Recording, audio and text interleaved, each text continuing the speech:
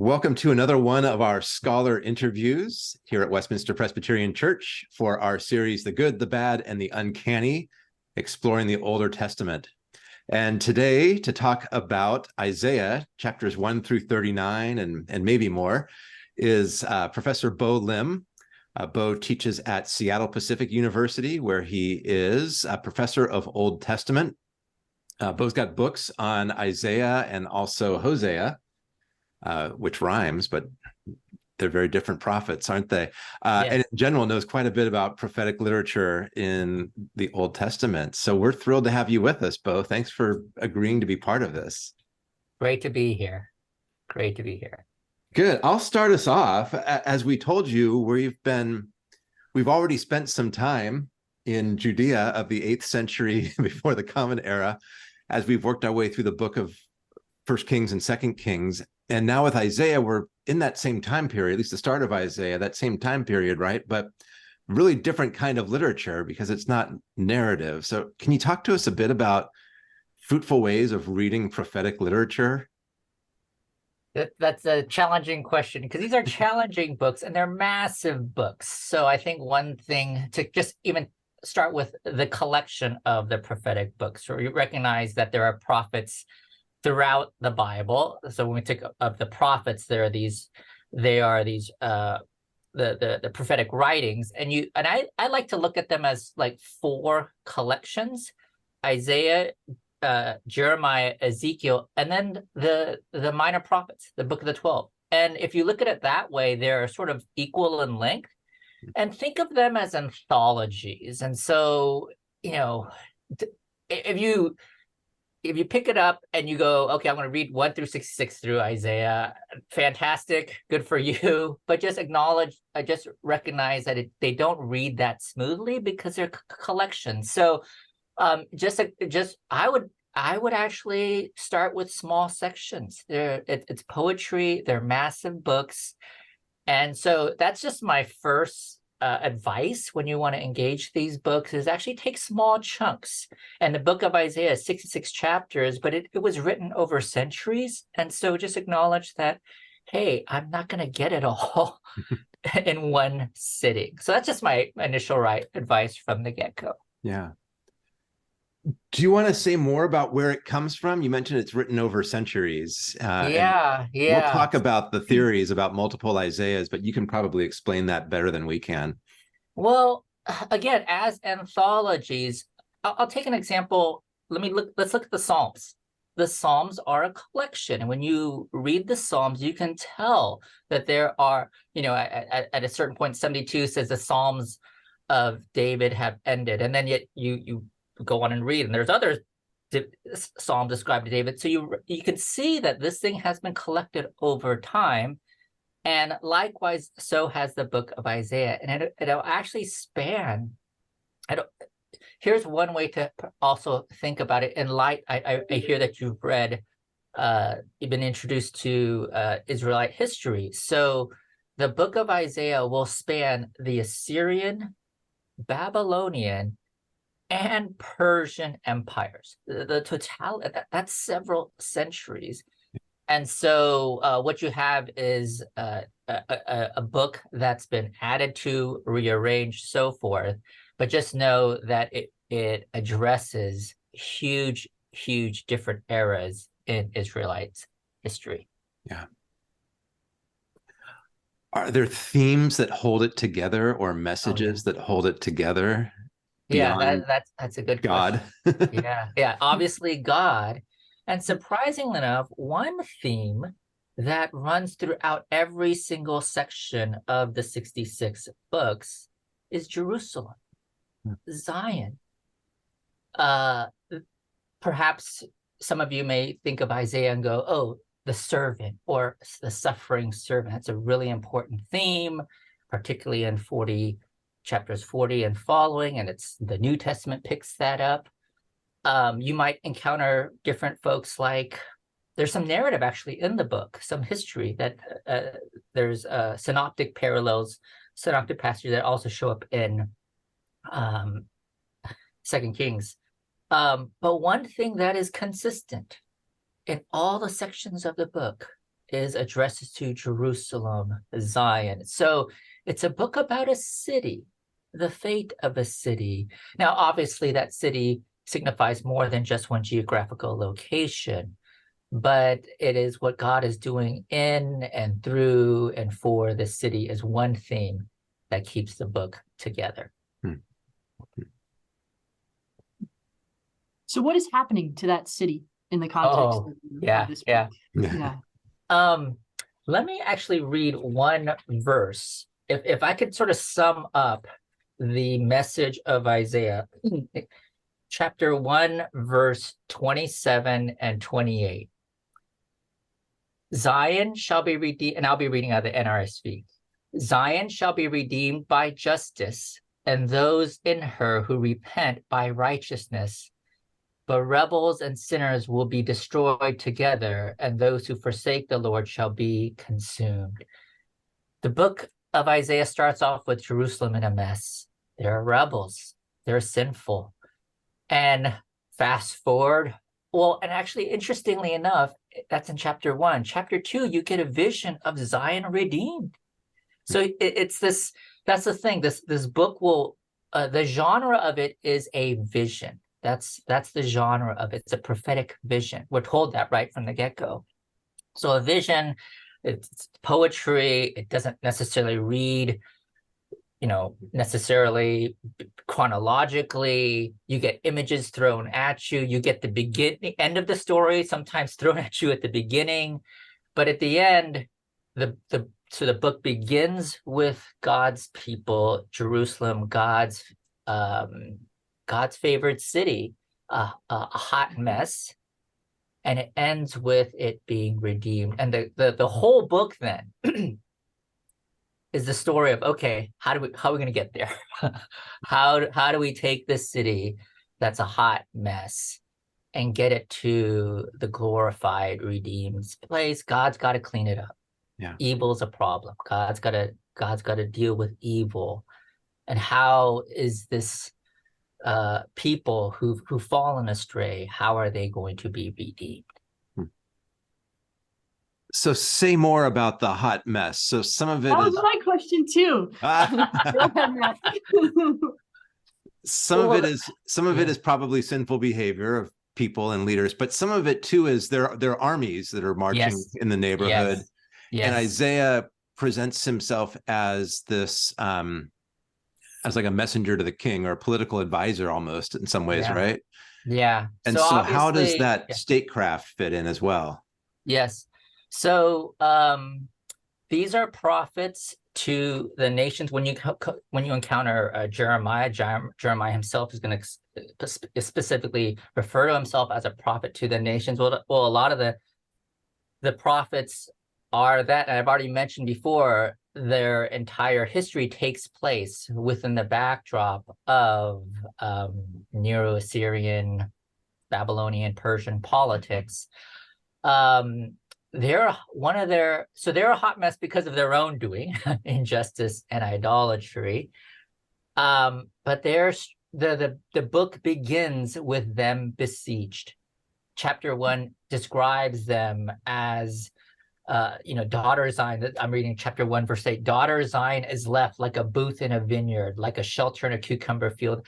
They've been, their land is desolate. And so the assumption is this: they've been overrun by foreign invaders.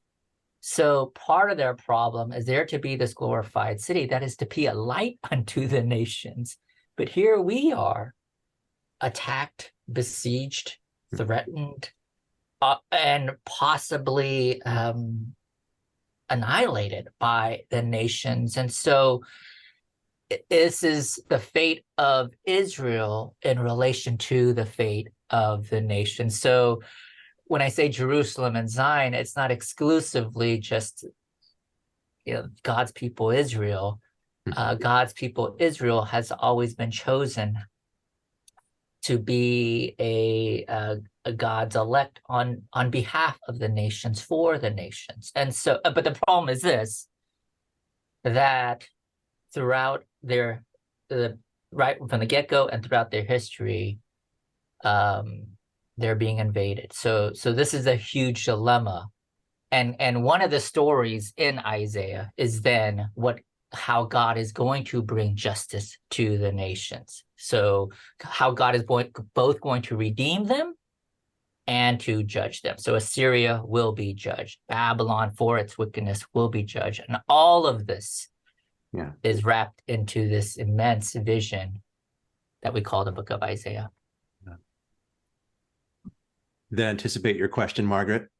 Yeah, no, absolutely. I was like, tell us more about the hot mess. That was what I wanted to ask too. I do actually have another question, but Matt, I don't want to cut you off if you've got one here. So this is sort of the opposite of that question. Tell us more about the justice and redemption. What does justice mean? What does redemption mean in the context of the book of Isaiah? Evil has this, I like your term, uncanny. But I mean, one of the storylines throughout the whole Bible is that evil is just incredibly persistent.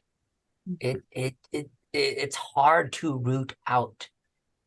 It takes many faces, and it is both done to the people of God. It's done by the people of God, and so one of the things that Isaiah is known for is for its visions of a fully redeemed world. There's so many passages that speak about this. Isaiah chapter 2, Isaiah 9, 11, 65, 24.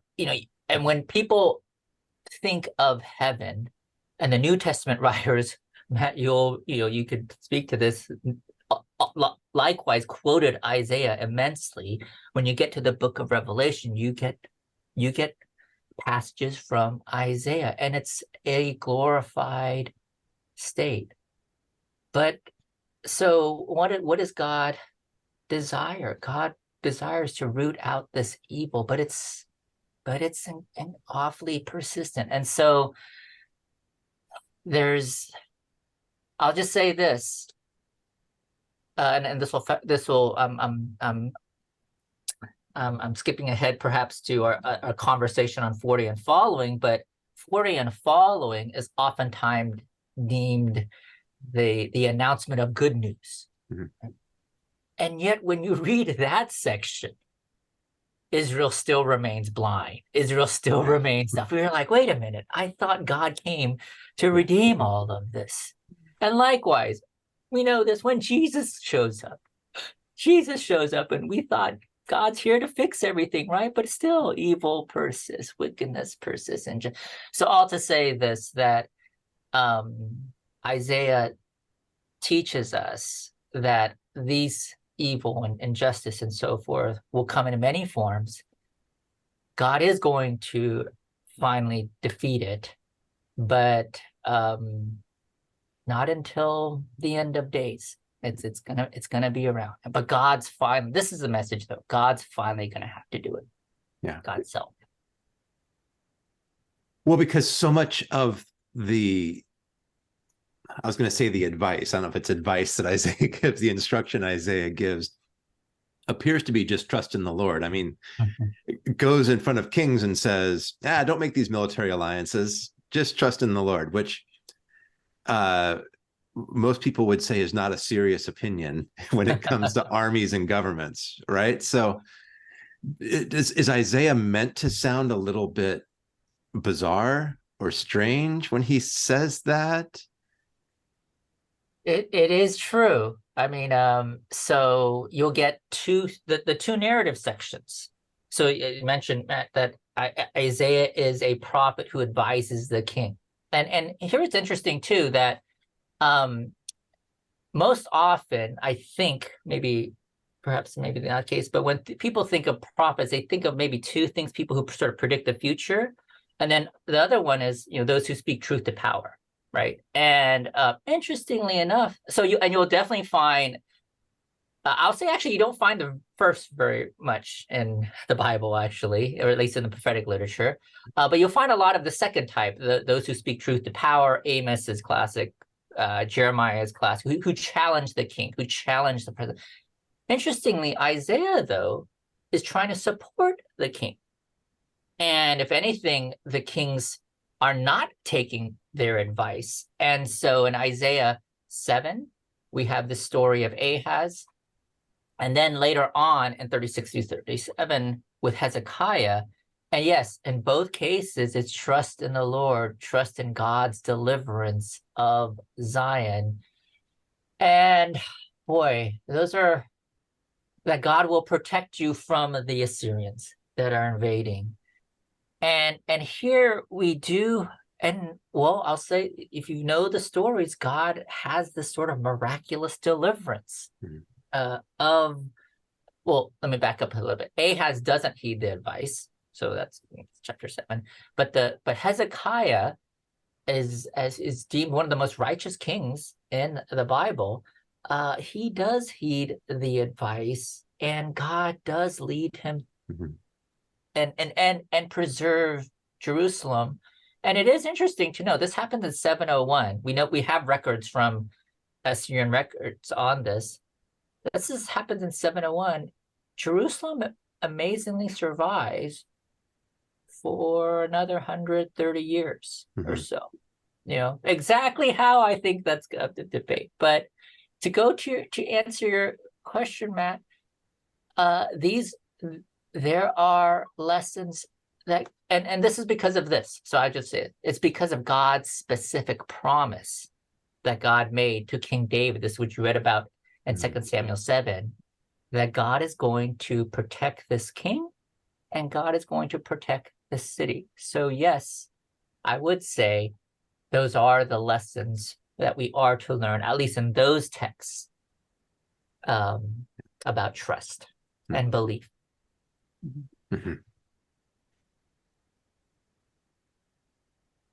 Can you say a little more about what we know about who this Isaiah is? Like, he's a priest, if I remember correctly, and we have this beautiful story of his calling in chapter 6.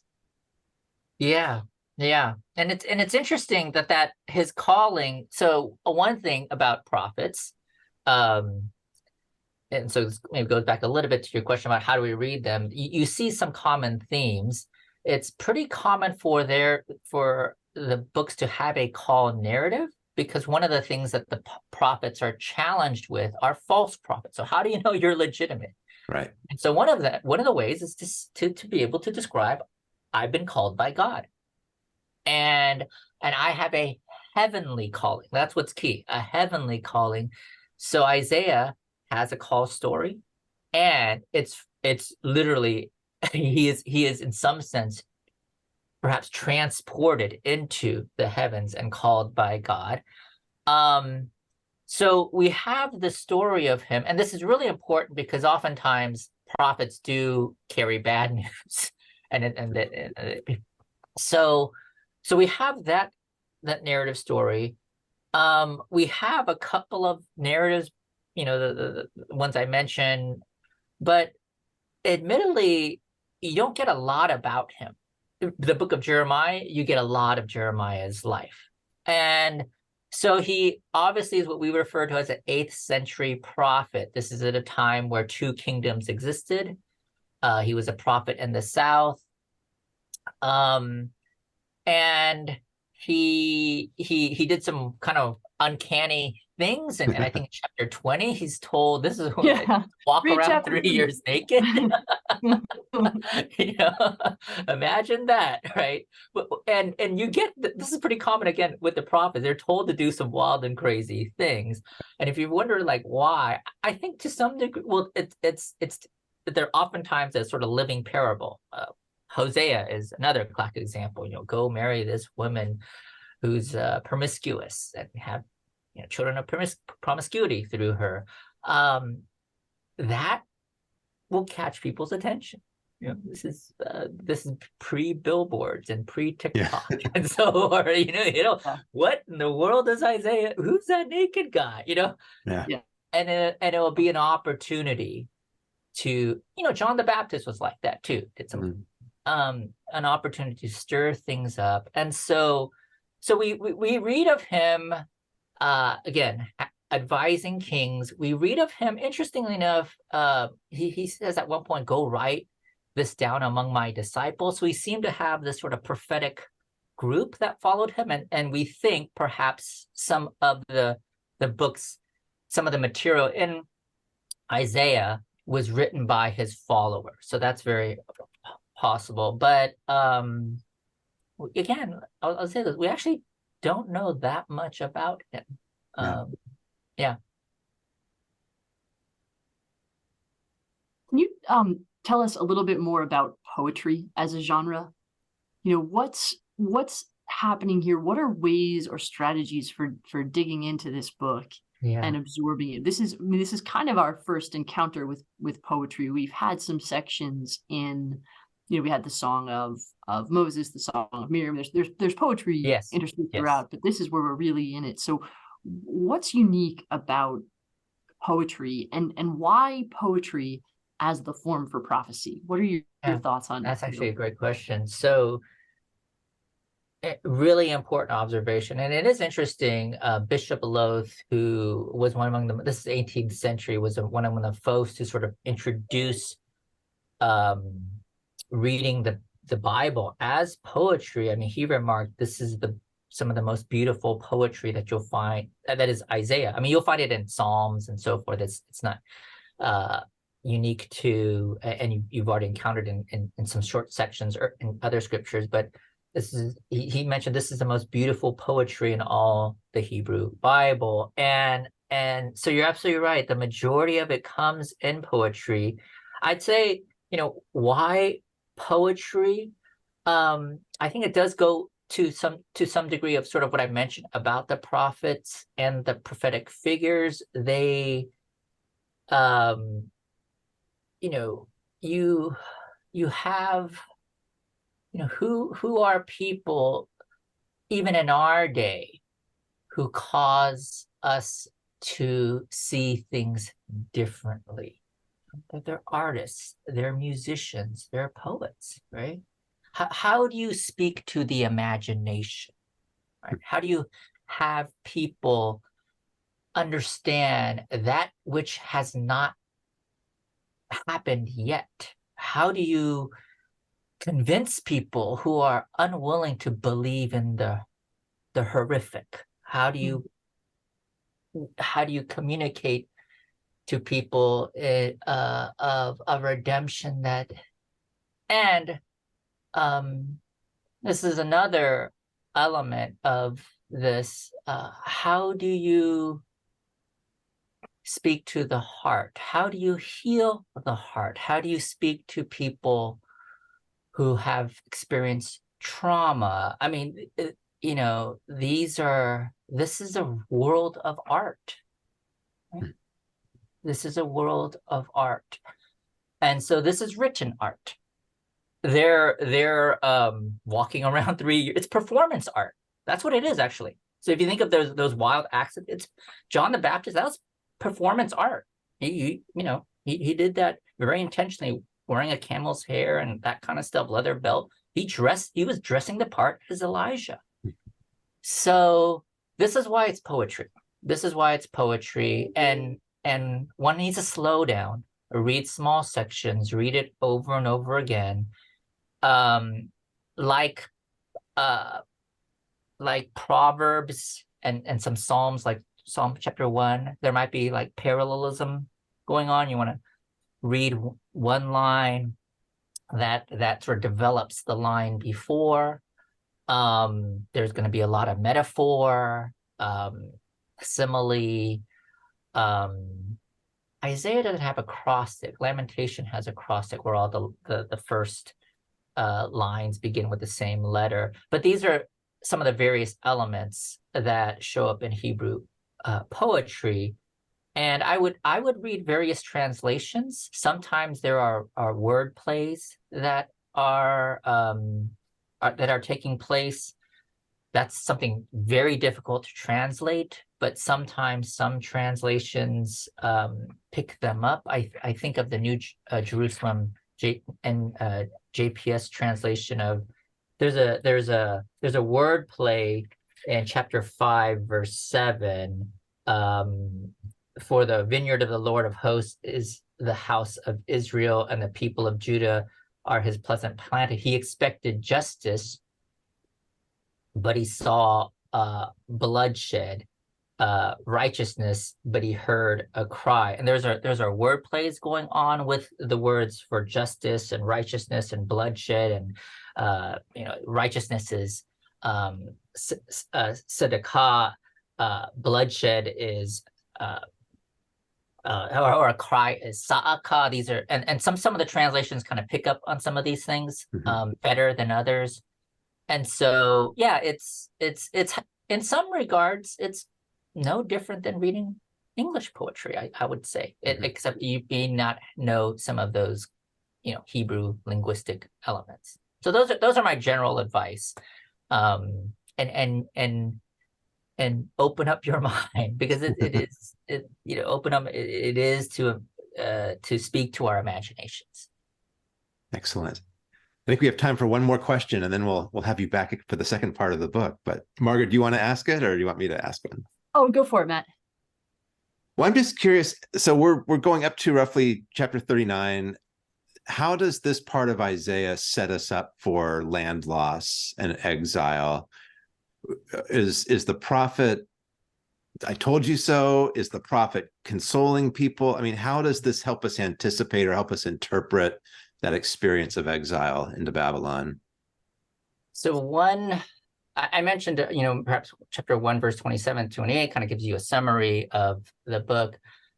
Isaiah 6, which I think rightly so, is a well-known passage on so many levels. Liturgically, it's been picked up, so forth. The vision of a sort of thrice holy God. Within the book, it is a really important passage because it sets up the storyline for the book.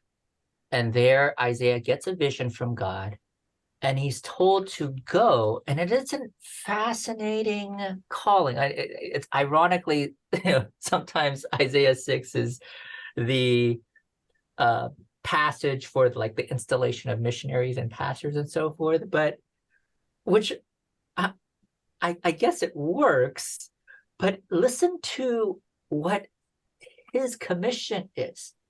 This is Isaiah 6:9. God says, this is after Isaiah says, "Here I am, send me." Okay, that's good. Go, be God's messenger. But he then says, "Go and say to this people, keep listening, but do not comprehend. Keep looking, but do not understand.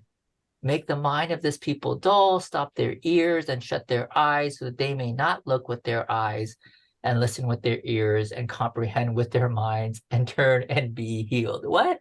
Go and preach so that they don't understand, they don't listen, and they don't repent and are healed. And so this is what's going to set up 1 through 39. Judgment is coming to God's people. And if you're wondering why, well, just read the first 5 chapters. It will tell you a lot of the violence and a lot of the injustice and so forth, and the idolatry that's going on. But it's not going to be immediate. And so this sets the table of where the story is going. And now, if you're wondering, gosh, this is just bad news, I will say verse 11, Isaiah says, "How long?" So, okay, this is not going to last forever.